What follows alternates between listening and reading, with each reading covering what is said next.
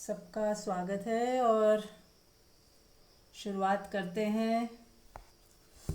अपनी गहरी श्वासों को देखते हुए लंबी गहरी श्वास लेंगे और उसको वॉच करेंगे। ये चीज़ आप कभी भी दिन में जब ख्याल आ जाए कर लिया करें और फिर थोड़ा फ़र्क देखिए। देखो, हर चीज़ आपको एक्सपेरिमेंट करना है। आप लोगों को एक्सपेरिमेंट नहीं करेंगे ना तो ऐसा सुनी सुनाई बात हो जाएगी कि इससे क्या होगा, फिर भूल भाल जाएंगे।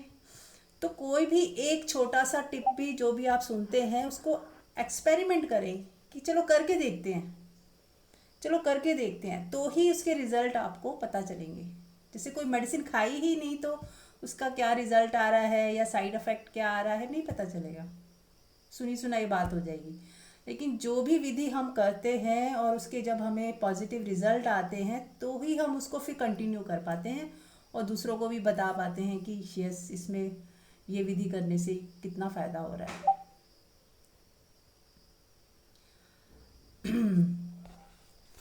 तो जब भी आपको ऐसा, जब जैसे हम काम करते हैं, घर के बहुत सारे काम कर रहे होते हैं तो थोड़ी देर के लिए रिलैक्स होने के लिए बैठते ही हैं, है ना। बैठे तो आंख बंद कर ली, किचन का काम करते थक गए, थोड़ा सा बैठे रिलैक्स होने के लिए आंख बंद कर ली, श्वास को देखने लग गए लंबी। और बहुत ही आप 2 मिनट में इतने रिलैक्स फील करोगे, 2 मिनट ही आप अपनी श्वास को देखना शुरू कर दें तो इतने रिलैक्स हो जाएंगे। तो फिर से स्वागत है बहुत बहुत। आजकल फीवर काफ़ी चल रहा है तो 4 दिन से मैं भी फीवर में ही थी। तो आज मैं बिल्कुल ठीक फील कर रही हूँ वैसे तो, पर फिर भी मंजू जी ज़्यादा आज लेंगी। लेकिन मैं आपको लोगों को थोड़ा एडवाइस ज़रूर देना चाहूँगी जो मेरा एक्सपीरियंस है, क्योंकि फीवर काफ़ी फैल रहा है सब तरफ। और ये फीवर कुछ ऐसा है कि 2 दिन काफ़ी तेज़ चल रहा है, जैसे 103 4 104 तक भी जाता है, 4 से थोड़ा ऊपर भी चला जाता है कई बार। 2 दिन ऐसा होता है तो हम डर जाते हैं कि इतना तेज़ बुखार है, लेकिन डरना नहीं है। 2 दिन लेता है, फिर तीसरे दिन थोड़ा कम हो जाता है। बात 5 दिन ले रहा है, सबको 5 दिन मिनिमम बुखार कंटिन्यूएशन में आ रहा है, उसके बाद फिर वो अपने आप जा रहा है। और दूसरा कि ज़्यादा हवा रखनी है। ऐसा होता है ना, हम बुखार आ पसीने लाने की कोशिश करते हैं। तो हम एक बार डॉक्टर के पास गए, किसी को लेके, मेरे फैमिली मेम्बर था वो, उनको भी हो गया था। तो उन्होंने कहा कि नहीं, ये डॉक्टर ने बोला कि ये ज़्यादा लपेट के रखा है ना, इससे और इंक्रीज़ हो रहा है, थोड़ा हवा दो, एसी में रखो उन्हें। हम सोचते हैं एसी बंद कर दो, पंखा भी बंद कर दो, बहुत बुखार है इसको पहले से ही, और रजाई कंबल और दे दो। तो ऐसा ना करें। अगर किसी को हो जाए तो उसको थोड़ा हवा में रहने दें, पतली सी कोई चादर देनी है तो दे दें। एक ये चीज़ का ध्यान रखें। और दूसरा उन्होंने बोला अगर ज़्यादा बुखार है तो आप उसको ठंडे पानी से नहला भी सकते हो, जैसे पट्टी भी बोलते हैं, या मुंह हाथ धुला दीजिए। नहाने का उसका बिल्कुल मन नहीं है तो अच्छे से मुंह हाथ, बाजू, टांगे, जहाँ तक पानी डाल सकता है थोड़ा वो डलवा दीजिए। तो एकदम से जो 104 वाला बुखार है अगर वो नहा लेता है तो एक काफ़ी कम हो जाएगा। तो मैंने कहा ये थोड़ी सी टिप्स थी जो कुछ काम की हो सकती हैं आप लोगों के लिए।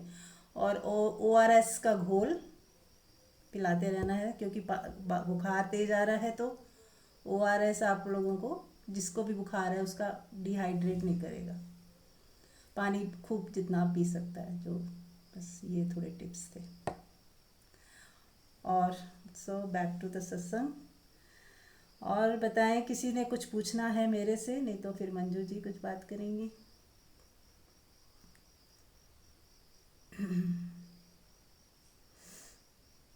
सुप्रिया जी कैसे हैं आप?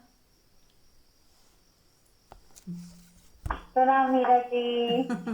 ऑल इज वेल एंड आपको बहुत याद कर रहे थे। मैं वही सोच रही थी आप कुछ भी बोलोगे तो हम सुनेंगे। तो अच्छा। मैं कल सोच रही थी मैं आपको कॉल करूं कि बस आपकी तबीयत ठीक हो। हाँ, सब राइट। अच्छा चल रहा है मीरा जी पूरा। सब तरफ से मुझे भी फीडबैक्स आते रहते हैं। लोग बहुत हैं अटेंड करते हुए सत्संग, और काफी उतार चढ़ाव भी आ रहे हैं उनके जीवन में। जी। सो द सत्संग is helping, yes. So it's going in a very positive way.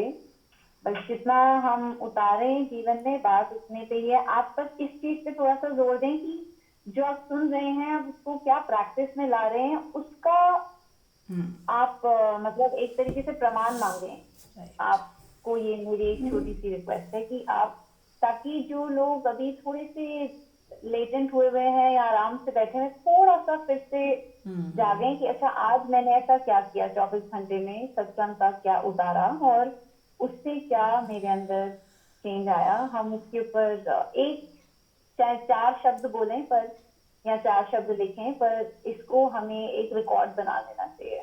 देखिए मेरा पर्पस भी यही था कि मैंने इसीलिए सबको एडमिन बनाया। आपने देखा होगा जो लोग रेगुलर कर रहे हैं तो मैंने उन्हें एडमिन बना दिया है ताकि वो लोग लिख पाएँ उसमें। लेकिन मैं देख रही हूँ कोई नहीं लिखता है, तो फिर मुझे लगता है it's okay, it's their choice and freedom, but नुकसान मेरा नहीं है।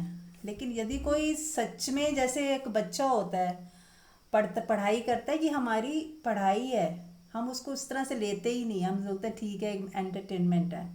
It's not an entertainment. अगर एंटरटेनमेंट की तरह लोगे, हाँ सुनने में तो अच्छा लग रहा है, रिलैक्सिंग लग रहा है, थोड़ा सा हम रिलैक्स हो जाते हैं, ढीले हो जाते हैं। लेकिन अगर हम उसको ऐसे लें कि ये मेरी पीएचडी है, आप समझो कि पीएचडी में कुछ जितने साल लगते हैं उतने साल लगाने पड़ेंगे आपको एनलाइटेंड होने के लिए। बुद्धन ने भी 6 साल लगाए थे, ऐसे लगते हैं 6-8 साल। ऐसा नहीं है कि ये एक दिन का काम है, क्योंकि हमारे जन्मों जन्मों की मैल है चढ़ी हुई। तो जो लोग सीरियसली उस पे, और यही चीज़ है जो आपके अगले जन्म में जाएगी साथ में, बाकी सारा धन यहीं छूट जाएगा। लेकिन जो यात्रा, जितनी यात्रा आपने कर ली इस जन्म में, वो उस वहीं से कंटिन्यू आप दोबारा करोगे। अगला जन्म आपका अकॉर्डिंगली होगा कि इस बच्चे ने इतनी यात्रा कर चुका है, अब इसको थोड़ा सा ये बाकी है, तो उसके अकॉर्डिंग आपका बर्थ आपको दिया जाएगा। तो यही एक मात्र यात्रा है जो साथ जाती है। तो इसको सीरियसली क्यों नहीं लेते हम लोग? फ्री हैं हम लोग, इतने ऐसा भी नहीं कि हम लोग बहुत ज़्यादा सब ऑक्यूपाइड हैं कि टाइम ही नहीं दे पा रहे हैं, 2 लाइनें नहीं लिख पा रहे हैं, अपने लिए समय नहीं निकाल पा रहे हैं। मैंने तो पूरे रजिस्टर एक टाइम था जब मैं सत्संग सुनती थी, जब मैं 30-40 की थी, तो पूरा कॉपियाँ भर दी थी मैंने और पढ़ती थी उसे मैं, कि भैया मैंने आज सत्संग में सुना, और फिर उसको समझने की कोशिश करती थी। और कभी 2 लाइनें भी पढ़ ली ओशो की, तो फिर वो पूरा दिन मेरा मंत्र हो जाता था कि ये क्या बोल दिया इन्होंने, हम तो ऐसा सोचते ही नहीं, ये नई बात कहाँ से सुन ली। पूरा चकरा जाता था, अंदर से हिल जाता था। और फिर जब हिलता था तो लगता था कि ओशो ही ठीक कह रहे हैं, नेचुरली वो सदगुरु हैं, वो ही सही कह रहे हैं, और गलती तो हमारी है, तो हम अपने को चेंज करें। तो अपने पे ही काम करना है। सब लोग एक कॉपी नोटबुक तो जरूर बनाएं मेरे कहने से, यदि आप सीरियसली अपने ऊपर कृपा करें तो। वो कहते हैं ना, एक परमात्मा की कृपा, एक गुरु की कृपा और एक आत्म कृपा, खुद की कृपा तो हो। यदि मेरी कृपा खुद की ही नहीं है मेरे ऊपर, मैं खुद ही नहीं चाहती हूँ, तो कुछ नहीं होगा। जैसे कोई स्टूडेंट होता है, वो सीरियस नहीं है पढ़ाई में, तो ठीक है पास हो जाएगा किसी तरीके से, लेकिन उसका क्या है, कुछ कर भी नहीं पाएगा वो।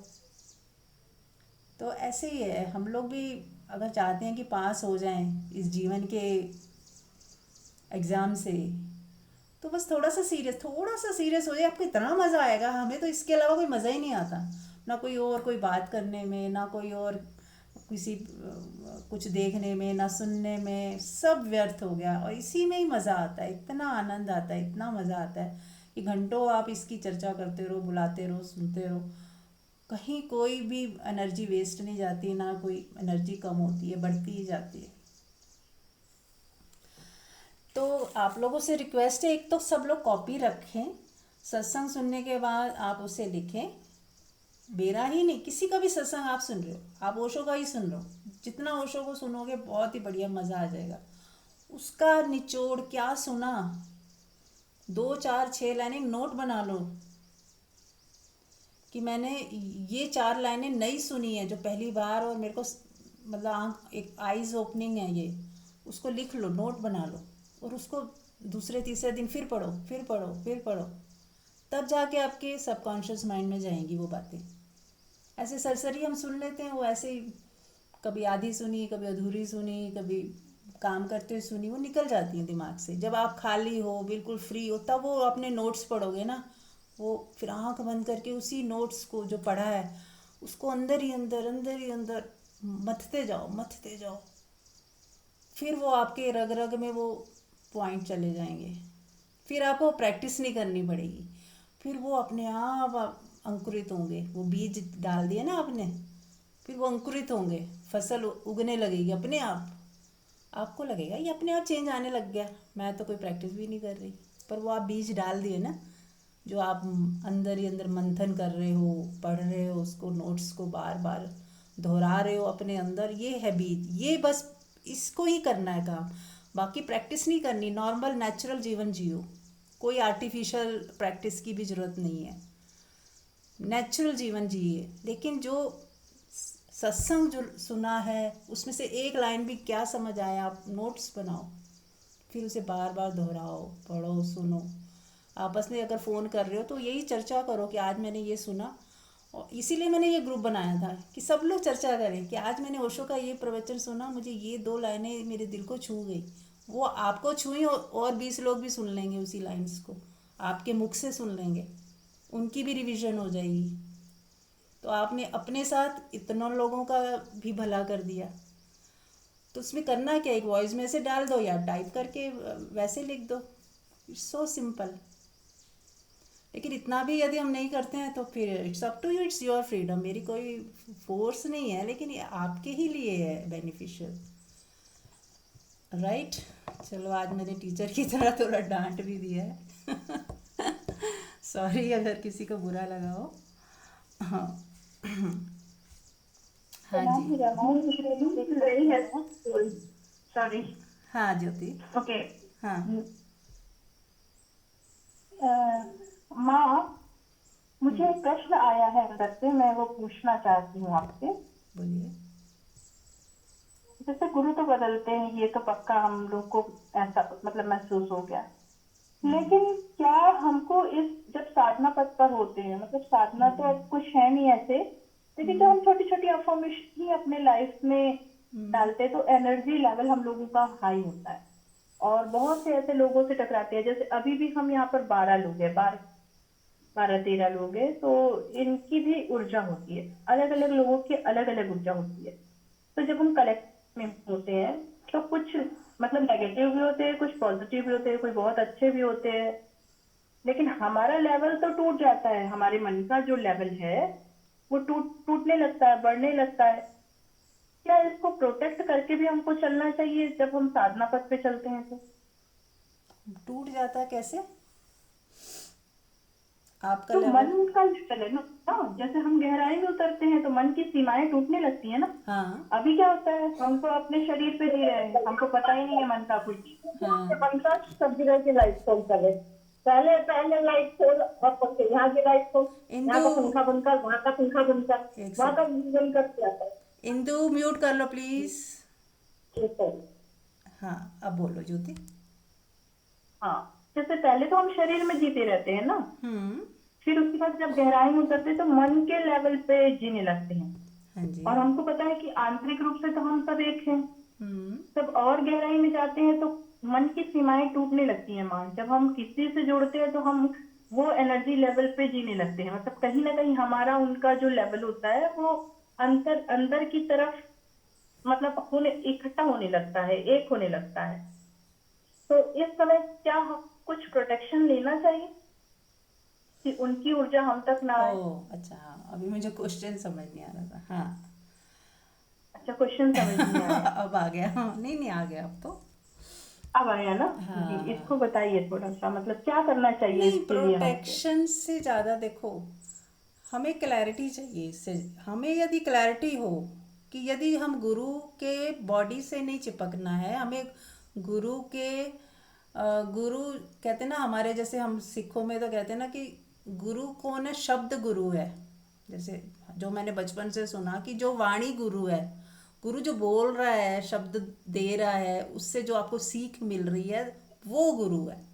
जो मैंने बचपन से मैं नहीं माँ, देखती हुई बड़ा, सुनो पूरी मैं बात। गुरु पे प्रश्न नहीं कर रही हूँ। जैसे अभी भी हम लोग 16, जैसे 16 लोग हैं हम यहाँ पर, हम्म। तो देखिए, ये तो प्रकृति का भी लॉ है कि जब भी कोई ऊर्जा होती है वो हायर कंसंट्रेशन से लोअर कंसंट्रेशन की ओर बहती है। हम्म। तो जैसे हम जब जुड़ते हैं, जैसे ये फिजिक्स में, इनमें से किसी को मैं कुछ कहना नहीं चाह रही हूँ, बस मैं एक उदाहरण, जस्ट दृष्टांत हम्म। देना चाह रही हूँ हम्म। कि जैसे हम संसार में भी जाते हैं, अब संसारी लोग हमको अच्छे ही नहीं लगते। हम्म। अच्छे नहीं लगना इन दृष्टि, मतलब जजमेंटल दृष्टि से नहीं कह रही, मतलब ज्यादा देर हम उनके पास रुक नहीं सकते, हाँ। क्योंकि कहीं ना कहीं वाइब्रेशन अलग है ना उनकी और हमारी। हाँ। तो ऐसे ही जब साधना पथ पे चलते हैं तो अलग अलग साधक की जो एनर्जी लेवल है वो अलग अलग है। हम्म।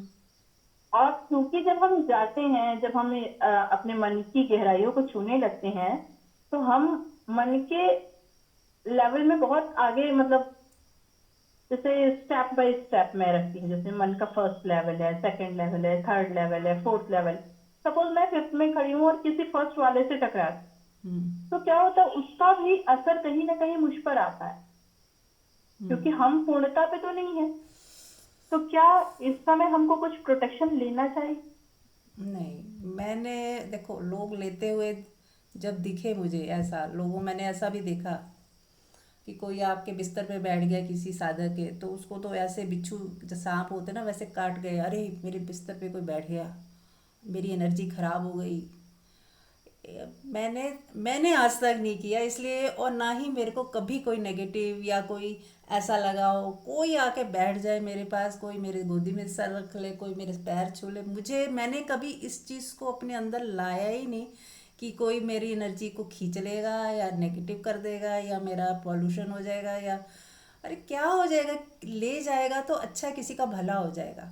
लेकिन अगर हम ज़्यादा सोचते हैं ना, देखो हम जो सोच रहे हैं ना उससे ज़्यादा फर्क पड़ता है।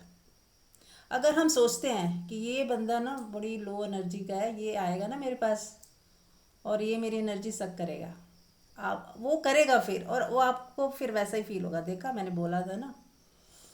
तो हमें इस तरह से नहीं सोचना है। अगर परमात्मा ने एनर्जी का भंडार दिया, जैसे डॉक्टर्स हैं, अगर वो ऐसा सोचे तो वो हॉस्पिटल्स में जाएं ही ना।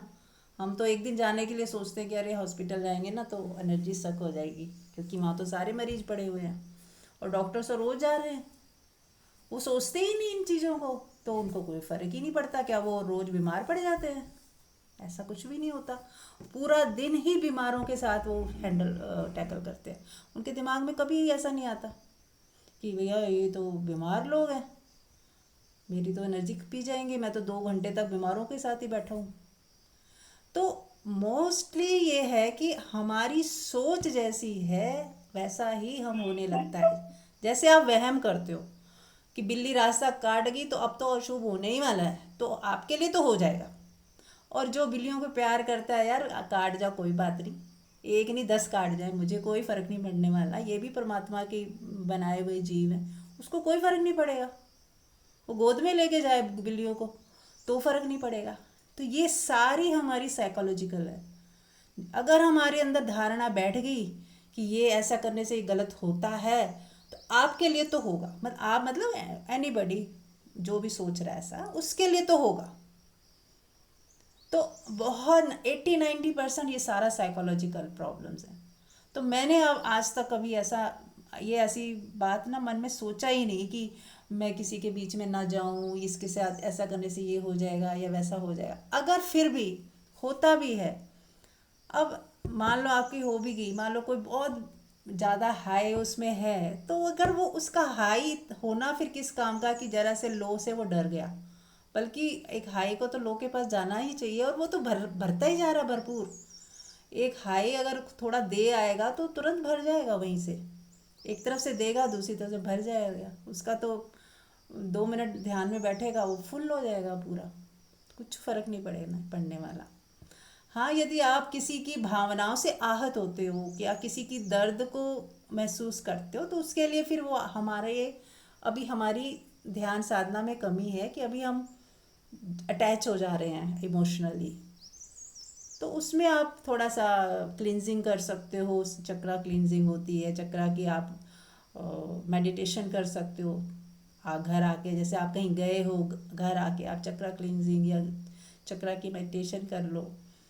और हम ग्रुप में भी कराते रहते हैं हीलिंग वाले, कुछ भी कर सकते हो कि ठीक है सब कट कर दो, मैं कहीं बताती रहती हूँ ओरा क्लीनिंग वगैरह। तो इसको ऐसे करके आप प्रोटेक्शन, या फिर एक प्रोटेक्शन लेयर बना सकते हो घर से निकलते ही, कि आप ध्यान में घर से जब भी निकलो, सभी लोग ऐसा कर सकते हैं, ध्यान में बैठ जाओ 2 मिनट और एक प्रोटेक्शन लेयर महसूस करो कि मेरे चारों तरफ एक प्रोटेक्शन लेयर है जो मुझे हर बाहर की नेगेटिविटी से बचाएगी और मेरी एनर्जी मेरे अंदर ही रहेगी और बाहर की कोई नेगेटिविटी मेरे अंदर प्रवेश नहीं कर सकती। ऐसा 4-5 बार अफर्मेशन देके आप अपनी ऑरा को प्रोटेक्ट कर सकते हो। फिर आप जाओ और ये भी बोलो कि हाँ ये मेरी जो प्रोटेक्शन लेयर है पूरा दिन रहे, या आप 2 घंटे के लिए जा रहे हो तो 2 घंटे तक ये बनी रहे, बनी रहे, बनी रहे, 3 बार बोलिए, बनी रहे प्रोटेक्शन, बनी रहे, बनी रहे, बनी रहे, है ना। और फिर जैसे तथास्तु तथास्तु तथास्तु जैसे होता है ना कि हाँ आप अपने को ही आशीर्वाद दे रहे हो कि ये ऐसा ही होगा, ऐसा ही होगा। बस ये एक छोटा सा कर सकते हो अगर ऐसा आप मतलब टोटल जो मैंने समझा वो ये है कि विचारों का ही खेल है, विचारों का। टोटल जो है वो विचारों का ही। आप चाहे तो पॉजिटिव इस पे चले जाए और चाहे नेगेटिव, जैसे नेगेटिव आ रहा है तो नेगेटिव को भी हम काट सकते हैं पॉजिटिव से। राइट, बिल्कुल ठीक। अगर आप कहोगे ना मेरी ऊर्जा कहीं नहीं जाने वाली, और जा भी रही है ना तो सबका कल्याण ही करेगी। अगर कोई वीक बैठ भी है मेरे साथ, उसका कल्याण ही होगा। और मैं तो क्या है 2 मिनट आंख बंद करूँगा फिर से मैं भरपूर हो जाऊँगा। बस ऐसी शुभ कामना, शुभता रखें अंदर तो सब भला ही होगा, शुभ ही होगा, है ना। डरे मत, हाँ फियर में, हाँ फियर में ना आए, हाँ ठीक है। Thank you ma'am. हाँ सुप्रिया, अब आप बताएं।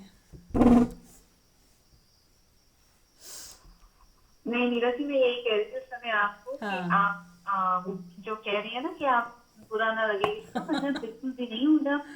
हम लोगों के लिए होपफुल है, मतलब जैसे मुझे लिटरली लग रहा है जैसे मेरी बिटिया के एग्जाम शुरू हुए हैं, तो अभी तक वो 8th क्लास में सिर्फ जितनी भी मुझे मतलब मैं क्या कहूँ मतलब ठीक था, तो पर जैसे एग्जाम्स आए तो बच्चे ने ना पढ़ने में इतनी मेहनत दिखा रही है, तो मुझे लगा कि ये देखो ये इसीलिए एग्जाम जरूरी है। तो बीच बीच में हम इस चीज को अपनी प्रैक्टिकल उसमें नहीं लाएंगे तो रियलाइज ही नहीं होगा कि हमने पढ़ा भी या हम बस मस्ती करते हुए सुनते हुए ऐसे बिताते जा रहे हैं समय। मैं तो एक तो एग्जाम वो टेस्टिंग डे रख लेते हैं, एक दिन टेस्ट करूंगी मैं, क्वेश्चन वो पूछूंगी और सबको आंसर देना है, एक एक करके अलग अलग आंसर। ऐसा मैं कर सकती हूँ लेकिन मुझे दिखता ही नहीं कि सामने आप लोगों का कुछ भी पार्टिसिपेशन बहुत कम होता है। तो मुझे लगता है कि ठीक है भैया, ऐसे ही लोग हैं शायद टेम्परेरी टाइम पास वाले, तो इट्स ओके। लेकिन अगर आप लोग भी फुल ग्रुप में पार्टिसिपेट करो तो हम लोग कर सकते हैं, एग्ज़ाम भी ले सकते हैं। और क्वेश्चंस रोज पूछो, छोटी छोटी चीज़ें पूछो, बारीक से बारीक चीज़ पूछो। मतलब मेरे पास तो कोई था ही नहीं कि ऐसे हम किसी को, ऐसे कोई है ही नहीं सामने कि जिससे मैं पूछ लूँ, खुद ही कर कर के उल्टे सीधे हाथ पैर मार के सीखा है। पर आपको यदि अपॉर्चुनिटी है यू कैन आस्क। तो फिर भी नहीं पूछते हैं तो भी कोई बात नहीं, हम तो कहते इट्स ओके, हमारे तरफ से तो कोई गिला शिकवा नहीं है। लेकिन आप लोगों के लिए थोड़ा सा वो है कि करोगे तो आपका ही फायदा है। हाँ जी, हाँ जी मंजू जी, अब आप कुछ बोल सकते हैं। सभी को मेरा प्रेम प्रणाम। मुझे आप लोग बात कर रहे हैं तो उसके रिगार्डिंग कुछ कुछ बातें एग्जाम्पल के टाइप में याद आ रही है। हाँ जी मैंने कहा मेरी टर्न आएगी तो मैं उनको शेयर करती हूँ। जी, पहली बात ये है कि जो बच्चे के एग्जाम्स होते हैं या हमारे एग्जाम होते थे, जैसे मुझे भी यार अपना स्टूडेंट टाइम जो था लाइफ की, तो उसमें क्या होता था, हम जो भी कुछ सारा साल पढ़ते थे ना उसे एग्जाम डेज में बार बार लास्ट तक रिवीजन करते रहते थे कि हम एग्जाम में कुछ रह ना जाए। और हमने इतनी मेहनत से पढ़ा है कि हमारे नंबर कम ना आ जाए। तो यही चीज हम अपने बच्चों के लिए कहते थे कि लास्ट मोमेंट तक बेटा रिवाइज करता रहे, पता नहीं कुछ भूल ना जाए। तो एक जो संसार में पढ़ाई कर रहे हैं, संसारी चीजों के लिए, संसारी वस्तुओं को प्राप्त करने के लिए तो बच्चों को पढ़ाते हैं कि भाई वो एक ऐसे उनका कैरियर बन जाए, वो अपनी अर्निंग अच्छी हो उनकी, उसके लिए हम बार बार उसको कितना एम्फेसिस देते हैं रिवीजन पे। तो ये जो हमारी स्पिरिचुअल स्टडीज हैं, ये तो सोचो कि कितनी ज्यादा इम्पोर्टेंट है। वो तो उनके एग्जाम्स तो फिर भी एक आफ्टर ए सर्टेन पीरियड्स आते हैं, और यहाँ तो एग्जाम हर समय आते रहते हैं, हर मोमेंट सामने आते रहते हैं लाइफ में चैलेंजेस के तौर पे। और बड़े से बड़े भी आ जाते हैं, कहते हैं ना आउट ऑफ सिलेबस वो वाली पढ़ाई है ये तो, कि कुछ भी आ सकता है। तो इसके लिए इतना वास्ट ये जो फील्ड है पीटी का, तो इसको तो जितना इसके ऊपर टाइम फोकस करें, एक प्रायोरिटी यही हो लाइफ की कि जीना है मरना है बस, हमें तो ये पहले है। कोई भी चीज लाइफ की छूट जाए, कुछ भी जरूरी नहीं है शायद इससे ज्यादा, कि जहाँ पे हम जाते हैं कहीं पे भी, किसी फंक्शन में जाते हैं, कहीं आउटिंग पे जाते हैं, आउट ऑफ स्टेशन घूमने जाते हैं, है ना, पार्टीज में जाते हैं, एनीथिंग जो भी हम संसार में करते हैं, उनसे हमें मोमेंट्री खुशी मिलती है। और जब हमारे पास ये जो स्पिरिचुअलिटी है, इससे जो विजडम मिलती है, ये तो लाइफ में हमें परमानेंट ही खुश कर देती है, परमानेंट। इसकी तो जैसे कहते हैं ना कि पढ़ाई भी कर रहे हैं और हाथ की हाथ रिवॉर्ड भी मिलता जा रहा है। जब हमें कितनी खुशी होती है, हमारी लाइफ में चैलेंजेस आए हैं और हम उस चैलेंजेस को बहुत सीरियस नहीं हुए, उसे लीला की तरह देखा और उसे क्रॉस कर गए, तो आई फील सो हैप्पी। एक विक्ट्री वाली फीलिंग आती है, ऐसे लगता है कि सारे मेडल्स सेल हैं संसार में, जितने भी लोगों को मिलते हैं उन्हें हम अपने शोकेस में रख देते हैं लोगों को दिखाने के लिए, मुझे इस चीज में मेडल मिला, उस चीज में। ये जो मेडल मिलता है ना खुशी का, ये तो हमें एक एक सेल को तृप्त कर जाता है। ये तो परमात्मा से रिवॉर्ड मिलता है। इंसानों के जैसे कहते हैं आज हमें इतने बड़े मिनिस्टर ने रिवॉर्ड दिया, इतने बड़े सेलिब्रिटी ने रिवॉर्ड दिया, तो ये रिवॉर्ड तो खुद ही खुद को देता है। तो मुझे लगता है कि इससे ज्यादा सिंसियर शायद कुछ करने जैसा है नहीं। और ये बहुत अच्छा है सुझाव कि सभी अपनी एक एक लाइन वॉइस मैसेज में या राइटिंग में लिख सकते हैं, क्योंकि इस प्लेटफॉर्म पे जो पार्टिसिपेंट्स हैं, हम लोग जितने भी हैं यहाँ पे, ये सभी लोग ये कहते हैं, कुछ लोग ऐसे होते हैं कहते हैं हमें नहीं बोलना आता, हमें नहीं पता हम क्या बोलें, हमारे को कोई प्रैक्टिस नहीं है, हमारे अंदर वो बोल्डनेस नहीं है, हमें थोड़ा सा हेजिटेट होता है। तो लिख के तो सभी डाल ही सकते हैं और ऑडियो मैसेज में भी डाल सकते हैं, वॉइस मैसेज में। तो इससे क्या है कि हम भी बोलते हैं तो हमें लगता है कि चलो किसी का भला तो हो रहा है, कोई प्रैक्टिस में ला तो रहा है, कहीं ऐसा तो नहीं है कि हम टाइम लगा भी रहे हैं और उसके बाद कोई किसी को बेनिफिट हो रहा है भी है कि नहीं हो रहा है। तो एक दो लोग तो पार्टिसिपेट करते ही हैं इसमें, तो अच्छा भी लगता है। तो सभी लोग अगर पार्टिसिपेट करेंगे तो ये सबके लिए बेनिफिशियल ही होगा। मैं तो जैसे कुछ भी पढ़ती हूँ या सुनती हूँ तो मेरे दिमाग में वो चीज चलती रहती है कि कितना अच्छा पॉइंट है, कितनी अच्छी चीज है, मैंने पढ़ी है। और फिर अगर कोई चीज मैंने सुनी भी होती है तो मैं तो सत्संग में उस चीज को डिस्कस इसीलिए कर ही देती हूँ। मैंने कहा शायद कोई उसे सुने ना सुने, मैंने तो सुनी है ना। फिर मैं उसको, मैं कोई मतलब रटती भी नहीं हूँ, मुझे लगता है कि अरे ये तो बहुत ही अच्छी चीज है, एक नई चीज ऐड ऑन हो गई आज, तो वो अपने आप ही वर्ड्स उसके लिए निकल जाते हैं। मतलब मैं अपने ही वर्ड्स में उसको एक्सप्रेस करती हूँ। मुझे भी अच्छा लगता है कि मेरी भी लर्निंग बढ़ रही है पार्टिसिपेट करने में। तो हाँ जी मैं बाकी हाँ हाँ, मैं ये कहना चाह रही थी कि और भी आप लोगों की जो फैमिली मेम्बर्स हैं, आप उन लोगों को इन्फॉर्म कर सकते हैं, बता सकते हैं, जो लेडीज़ घर में ही होती हैं। तो अगर हर व्यक्ति एक एक व्यक्ति को भी जोड़ेगा तो संख्या बढ़ेगी, और सबका आपने तो एक बार जोड़ना है और उनका किसी का भला हो जाए, किसी को और घर बैठे ही सत्संग मिल जाए तो अच्छी बढ़िया बात है। तो ये प्रयास भी कर सकते हैं छोटा सा। हाँ मंजू, आप बोलो। मैं ये कुछ पूछ रही थी, हाँ बोलिए।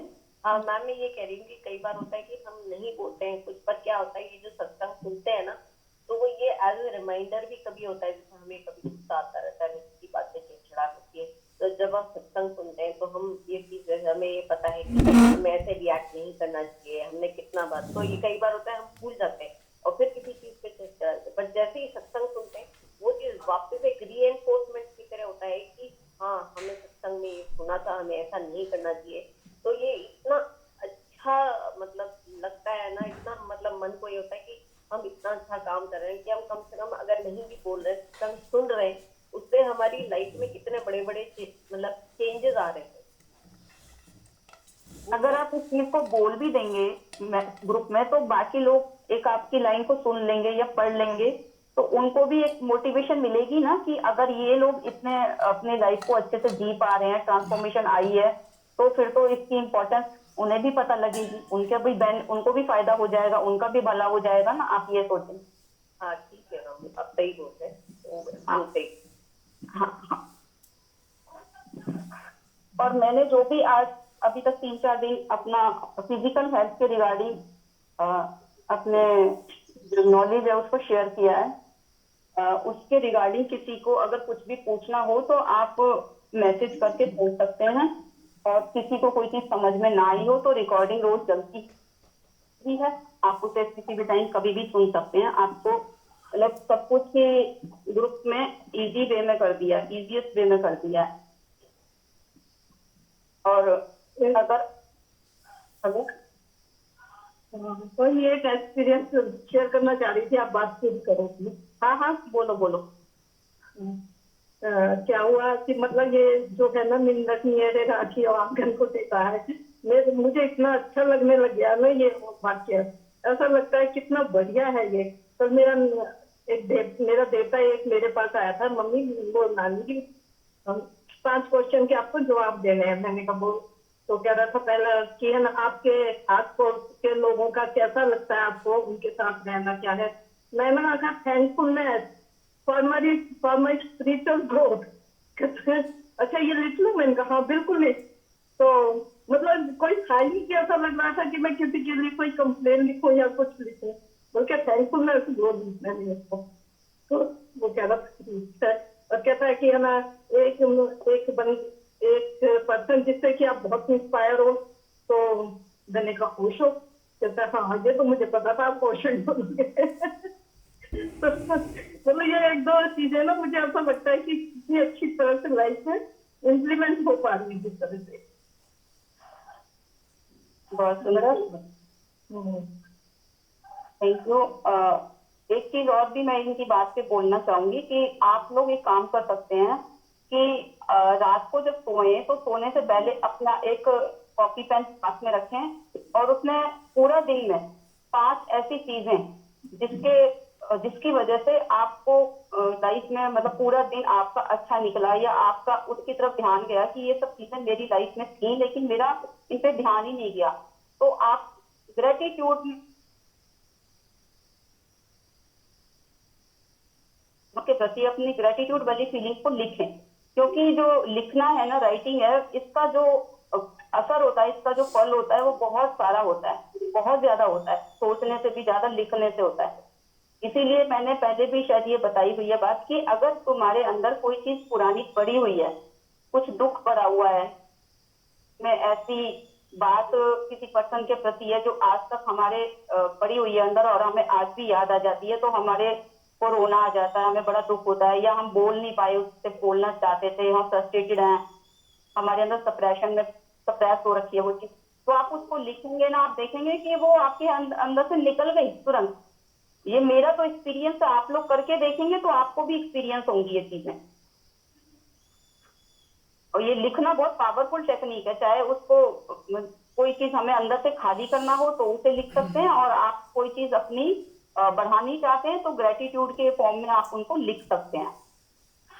नहीं, ये हम लिखवाएंगे। और ये चीज मुझे याद आ रही थी, और एक और मैं चीज याद बताना चाह रही थी कि जैसे अभी ये ज्योति जी ने पूछा कि अगर कोई हम किसी के पास जाते हैं और हमारी वो एनर्जी तक कर लेते हैं और वो नेगेटिव होते हैं, तो मुझे ना एक ओशो की बात याद आती है। ओशो ने बोला था कि अगर तुम ऐसे व्यक्ति हो, तुम सबका मंगल भाव सोचते हो, सबका भला करने की सोचते हो, तुम्हारे अंदर किसी के प्रति कोई द्वेष भाव नहीं है, कोई घृणा नहीं है, और हम सबके लिए कल्याण के लिए ही हम प्रार्थना कर रहे हैं।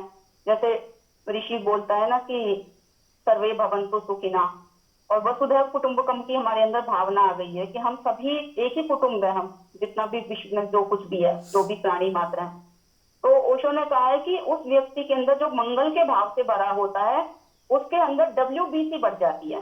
मैं इतनी हैरान हुई जब मैंने ये चीज ओशो के मुंह से सुनी, और अभी भी मैं आप लोगों को बता रही हूँ तो मेरी बॉडी में बड़ी अच्छी सेंसेशन हो रही है कि वो कहते हैं कि तुम्हारी WBC बढ़ जाती है, व्हाइट ब्लड सेल्स बढ़ जाती हैं बॉडी में ऑटोमेटिकली, जो कि सभी को पता है कि हमारे इम्यून सिस्टम को वो स्ट्रॉन्ग करती है।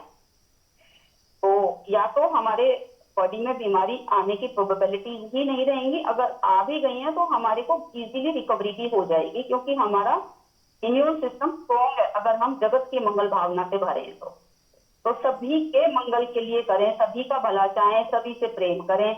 तो इसमें उसका फायदा हो या ना हो हमें ये बात से मतलब नहीं रखना, तो हमारा तो अपना मंगल, हमारा तो अपना भला हो ही जाएगा। ओशो ने इस बात को बहुत बहुत तरह से दोहराया है कि उनसे बहुत लोगों ने पूछा आप कहते हो कि सबका मंगल करो, सबसे प्रेम करो, सबके काम करो, सबके लिए अवेलेबल रहो, फिर भी वो लोग हमसे खुश नहीं होते।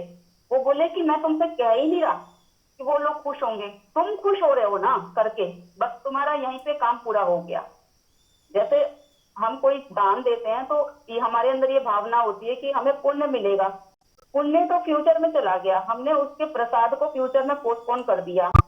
उसका जो प्रसाद है वो तुरंत मिल जाता है कि प्रभु तूने मुझे इस योग्य बनाया कि मैं किसी को कुछ दे पा रहा हूँ, कुछ भी दे रहे हैं हम, कुछ भी ऐसी चीज हेल्प कर रहे हैं जिससे उसका भला हो रहा है, तो हम तो भला कर ही रहे हैं ना बिना कर्ता के भाव से कि प्रभु ने हमें इस लायक बनाया।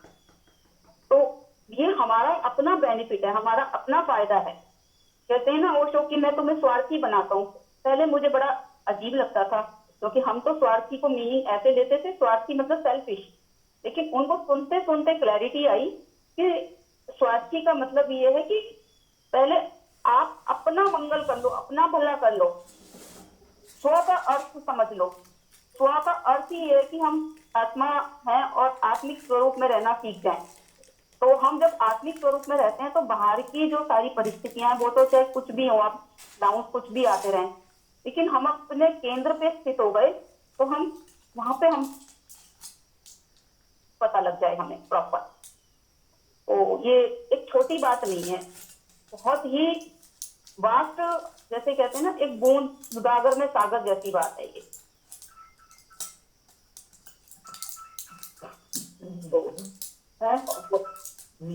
हाँ, ये कोई कुछ बोल रहा है उसका अनम्यूट हो रहा है, ये नंबर आ रहा है मेरे पास, नाम नहीं आ रहा, 95209756। संतोष जी, संतोष जी, इस नंबर पे ना मैं पता करना थी कि थोड़ी शॉप है या संतोष आंटी प्लीज म्यूट कर दीजिए।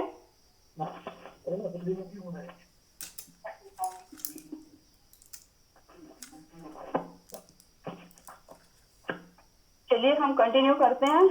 तो आप लोगों को, जैसे मैं फिजिकल हेल्थ पे आजकल थोड़ा लिए हुए हूँ, उसका मैं बेनिफिट जो भी है वो सारी चीजें बता रही हूँ, थोड़ा सा मैं उसका ही बताती हूँ। और आगे अगर किसी को फिजिकल हेल्थ के रिगार्डिंग कोई बात पूछनी हो तो कुछ करना हो तो आप एक कुछ सेकंड्स के लिए पॉज हो रही हूँ, आप लोग पूछ सकते हैं।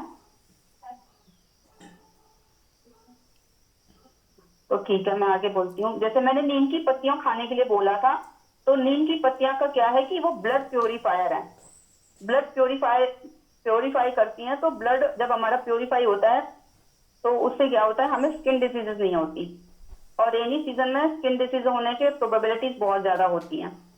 तो उसको ले या तो चबा के खाएं, वो तो बेस्ट है।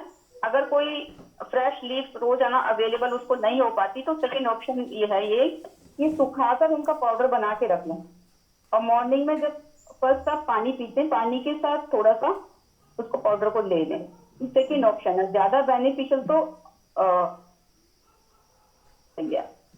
और सेकेंडली ये बीटरूट, मैंने जैसे बोला खाना चाहिए, तो खाना कोई बीटरूट बड़ी होती है नहीं खाई जाती, तो आप अपने अकॉर्डिंग छोटा पीस ले सकते हैं, जितना आप कंफर्टेबल होके खा सकें उतना ही खाएं। लिसन योर ऑन बॉडी, सबकी बॉडी की टेंडेंसी अलग अलग तरह की होती है, तो अपना अपना देख लें बॉडी जितनी अलाउ करती है। और एक होता है कि कोकोनट ऑयल में कुकिंग करें।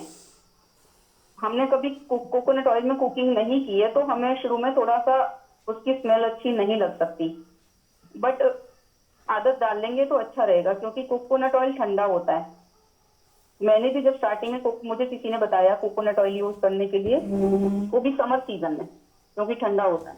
तो जब मैंने भी कोकोनट ऑयल यूज करना शुरू किया तो मुझे थोड़ा सा वो नहीं अच्छा लग रहा था, लेकिन थोड़े ही दिनों में आदत पड़ गई। जो चीज हम नई शुरू करते हैं तो वो, जैसे हम एक्सरसाइज करना शुरू करते हैं तो बॉडी रिजेक्ट करती है, नहीं पेन हो रहा है, रहने दे, क्या करना है। लेकिन हम थोड़ा सा बॉडी को प्यार करते हैं धीरे धीरे, तो वो हो जाती है, फ्लेक्सिबिलिटी आने लगती है। तो ऐसे ही कोकोनट ऑयल को ये सोच के कि अपने आप को ये समझाएं कि ये बेनिफिट करेगी, ये बेनिफिशियल है, कोकोनट ऑयल का यूज करेंगे समर सीजन में तो वो ज्यादा अच्छा होगा। और वो extra virgin cold compressed oil होता है, ऑनलाइन मंगा सकते हैं, extra virgin cold compressed oil. और एक चीज और है कि एक ओट्स के आटे की रोटियां खाते हैं तो वो अमेजोन से मिल जाता है ओट्स का आटा, तो उसकी रोटी होती है हाईली फाइबरस होती है। कर तो रहे, देखो एक बार चलिए। आजकल खाने में फाइबर्स बॉडी में कंप्लीट नहीं होते तो कॉन्स्टिपेशन रहने लगती है। और ओट्स के आटे की रोटी खाते हैं तो हमारी बॉडी में फाइबर्स की क्वांटिटी को बढ़ाता है और पेट क्लियर होता है। तो जिनको जाना पॉसिबल हो, सेफ हो, एक और चीज है, रात को जब भी चांद तारे निकले हों, लेट नाइट नहीं, मतलब जैसे थोड़ा सा रात के टाइम डिनर के बाद, तो चांद तारों में भी वॉक करना कहते हैं बहुत अच्छा होता है। उस समय क्या है कि हमारे कुछ हार्मोन्स बैलेंस होते हैं चांद तारों की रोशनी से। ऐसा मैंने किसी वर्कशॉप अटेंड की थी तो उसमें बताया गया था। और फीमेल्स के लिए खासतौर से मेनोपॉज के बाद जिनको हार्मोन्स डिसबैलेंस होते हैं और हॉट फ्लैशेस आते हैं, उनको डिनर के बाद वॉक पे जाना चाहिए, अगर सुविधा है तो, सेफ्टी है तो उनके घर के आसपास। और एक चीज और है कि डिनर के 45 मिनट के बाद ही वॉक करनी चाहिए। पहले क्या है, 10-15 मिनट वज्रासन में बैठे, वायु मुद्रा लगाकर। वायु मुद्रा होती है जो फर्स्ट फिंगर है उसके टिप को थंब के रूट में टच करते हैं और बाकी 3 फिंगर्स को स्ट्रेट रखते हैं और थंब को भी स्ट्रेट रखते हैं। फिर से दोहरा देती हूँ, वायु मुद्रा होती है कि जो फर्स्ट फिंगर है उसके टिप को थंब के रूट पे टच करें और थंब को और बाकी 3 फिंगर्स को खोल के सीधा रखें। फिर हाफ एन आवर के लिए लेफ्ट साइड करवट लेके रेस्ट करें। इससे क्या है कि हमारा राइट नॉस्ट्रिल एक्टिवेट होगा। सूर्य नाड़ी चलने से हमारी बॉडी में एनर्जी बढ़ती है जो कि फूड डाइजेशन में हेल्पफुल है। लेकिन दिन में थोड़ी हल्की वॉक करें, घर में ही कर लें, ज्यादा बेटर है। और रात को हम घर के बाहर जाके वॉक कर सकते हैं, जितना आपको अच्छी लगे वॉक करने। तो ये थोड़े से रिमेनिंग पार्ट थे।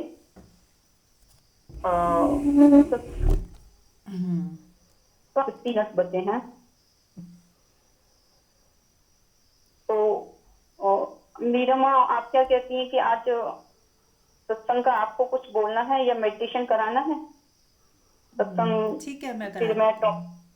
हाँ, क्योंकि अगर मैं टॉपिक शुरू करती हूँ ना हाँ, लंबा आज हो का, जाएगा। हाँ वो लंबा हो जाएगा या बीच में डिस्कनेक्ट हो जाएगा, फिर डिसकंटिन्यू करने का मन नहीं करेगा। हाँ, तो अभी एक दो छोटे छोटे टिप्स देके फिर मैं सत्संग शुरू करती हूँ, ठीक है।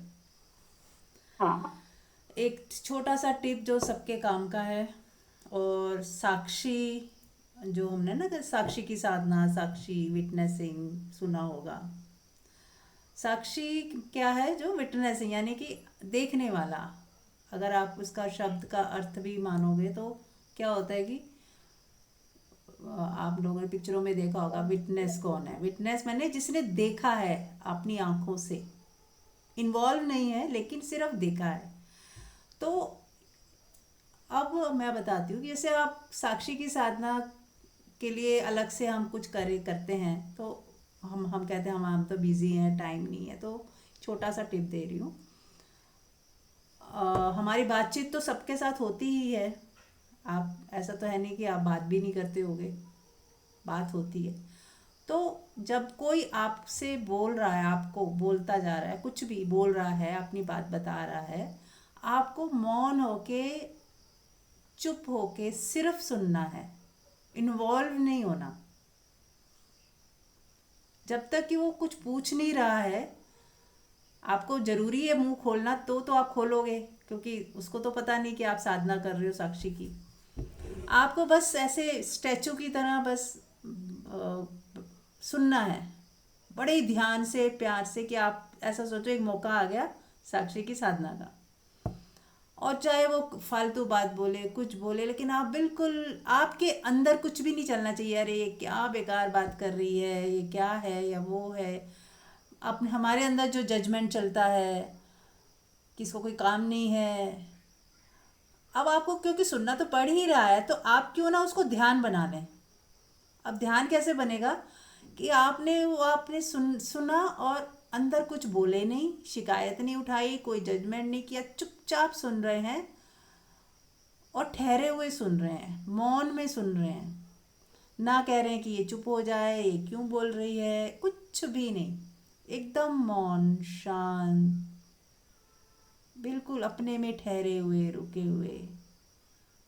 ना तो सर भी मत हिलाएं, हो सके तो। हम कहते हैं ना, आदत होती है हाँ हाँ हूँ, सर हिला रहे हैं, ऐसे अगर उसको, आपको लग रहा है कि उसको थोड़ा अनकंफर्टेबल ना हो तो थोड़ा सा हिला दीजिए, लेकिन नोइंगली हिलाए, कि आपको पता हो कि मैंने उसकी वजह से हिलाया है, वरना मैंने नहीं हिलाना था, मैं ठहरा ही हुआ हूँ अंदर।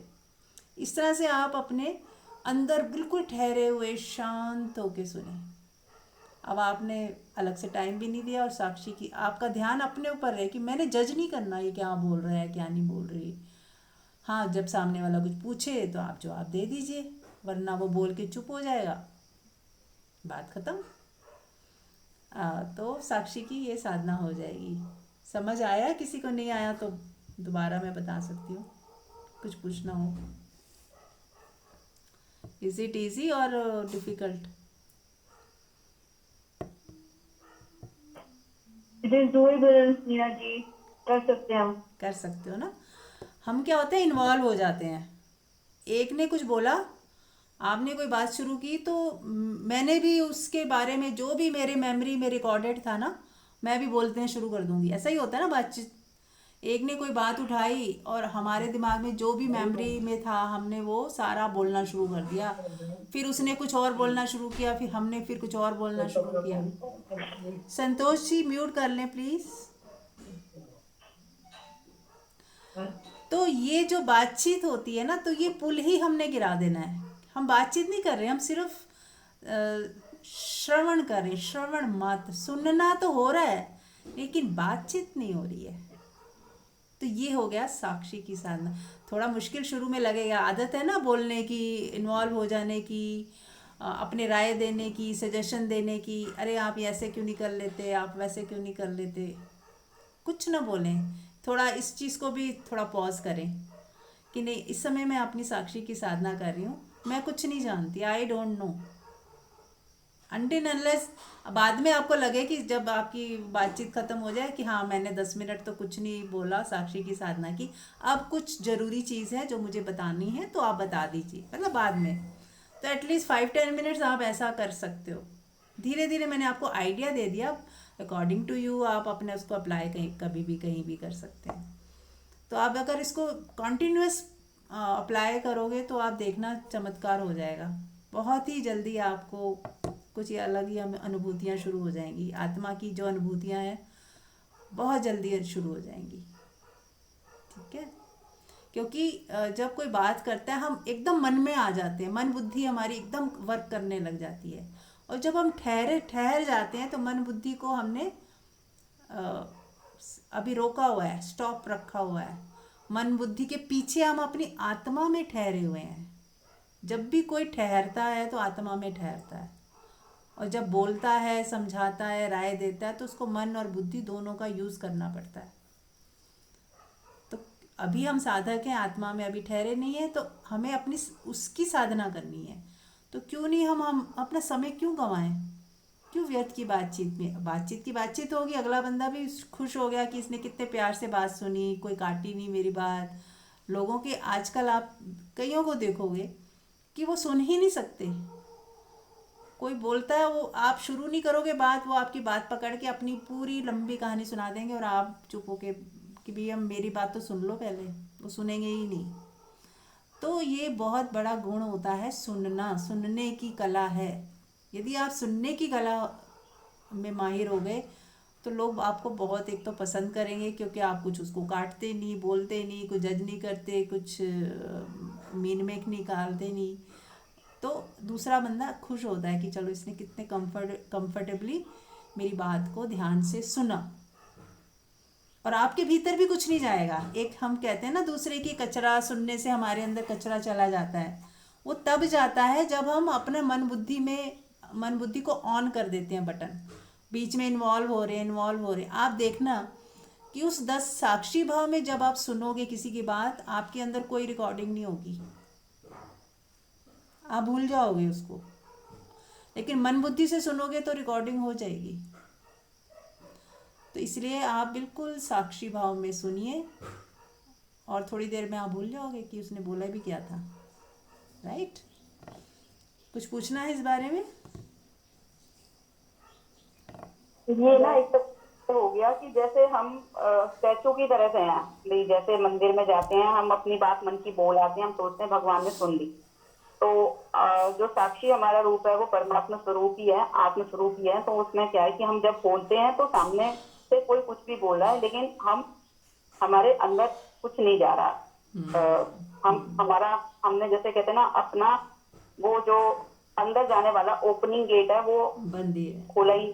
हाँ, राइट। और जो आत्मा में रिकॉर्डिंग नहीं होती, आत्मा कैसी है? दर्पण जैसा। मैंने आपको बहुत पहले भी बताई थी, हमें दर्पण जैसा हो जाना है। तो आत्मा है दर्पण, उसमें वो आप दर्पण के सामने कोई बोलता जाए और फिर जब वो हट गया तो दर्पण खाली का खाली, कोई रिकॉर्डिंग नहीं हुई, ऐसा है। तो यदि आप, और दूसरी बात और भी एक मज़े की बात है कि अगर आपने, एक होता है मन बुद्धि से एडवाइस देते हैं दूसरे को, है ना, कि आप तू ऐसा कर लेना, वैसा कर लेना।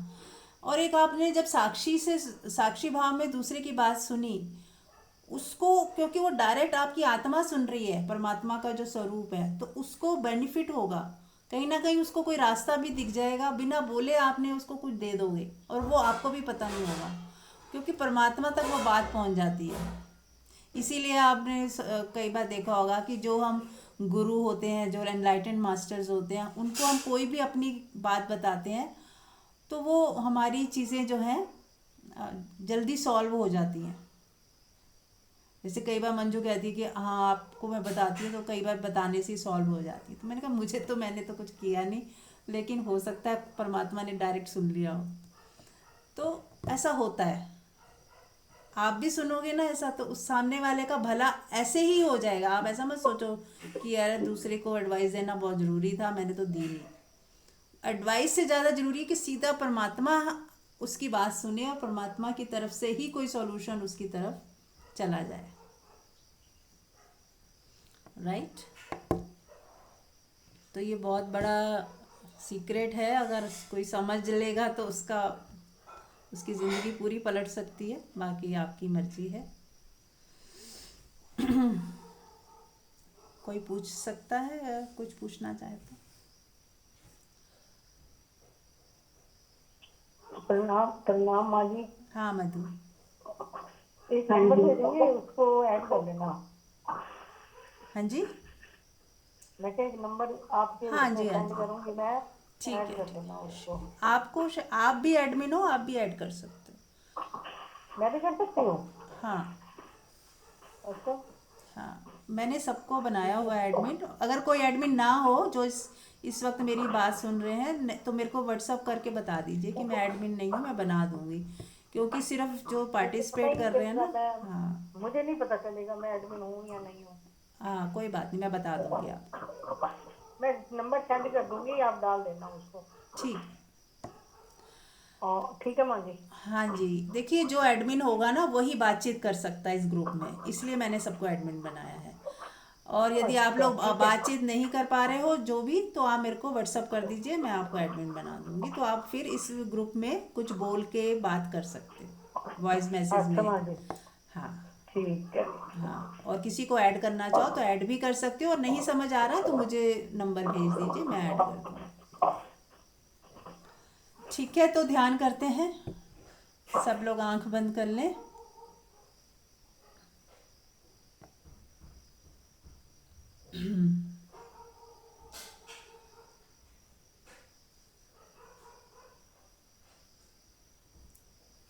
बस इस मौन में ठहर जाएं, कुछ देखना नहीं, सुनना नहीं, बस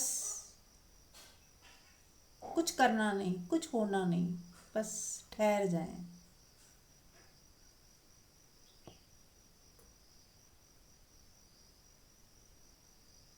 जो हो रहा है अपने आप हो रहा है, आप कुछ नहीं कर रहे। अब आप कुछ अकर्ता की स्थिति में बने रहें।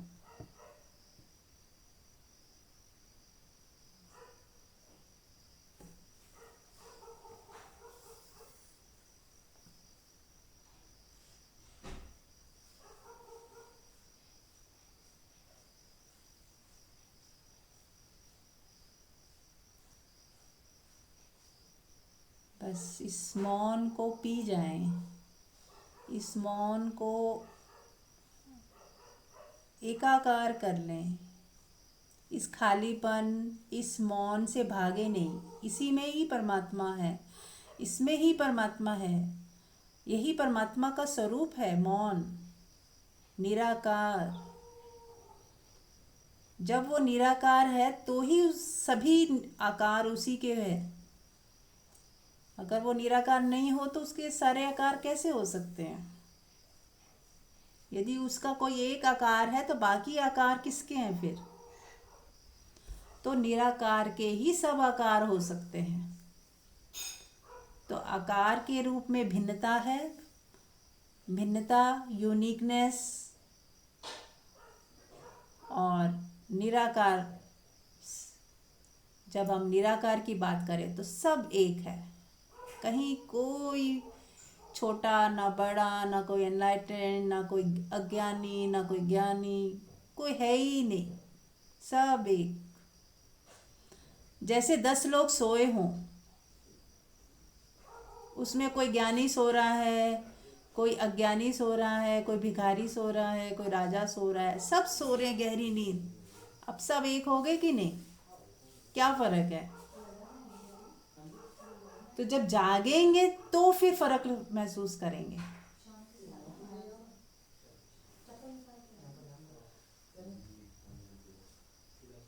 लेकिन सोते समय सब एक है। ऐसे ही जब हम निराकार में हैं तो सब एक है। लेकिन जब हम मन बुद्धि में होते हैं, अपनी बॉडी में होते हैं, तो सब अलग अलग भी हैं। और यही इसकी खूबसूरती है, एकता में अनेकता, यूनिकनेस, भिन्नता, यही इसकी खूबसूरती है। तो बने रहे इसी अवस्था में, जितना हो सके। शवासन में लेटना चाहे शवासन में लेट जाएं। मिलते हैं कल फिर। Thank you so much.